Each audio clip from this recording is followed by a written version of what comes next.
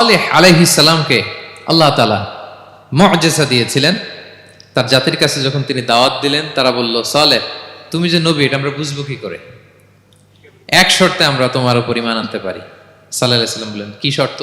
বলতেছে, এই যে পাহাড় দেখো, এই পাহাড়ের ভেতর থেকে যদি একটা উট বের করো, 10 মাসের গর্ভবতী একটা উটটা বেরোবে, বেরোয় বাচ্চা দিবে, সাথে সাথে আমরা উটের দুধ দহন করে খাবো, এরপর আমরা ঈমান আনবো।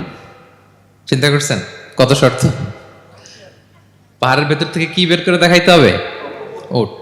উনি আল্লাহর কাছে দোয়া করলেন, আল্লাহ বললেন কবুল, তবে কথা না শুনলে কিন্তু খবর আছে।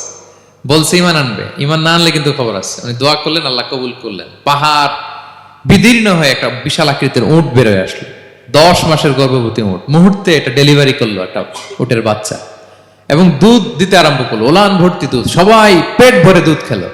খাওয়ার পরে কয়, তুমি জাদুকর। খাওয়ার পরে সাল্লাল্লাহু আলাইহি সাল্লাম কি বলে? ইউ আর এ ম্যাজিশিয়ান, তুমি জাদুকর, তুমি তো বড় ভেলকিবাজ সালেহ, তুমি পাহাড়ের ভিতরে ভেলকি ঢুকাই দিছো।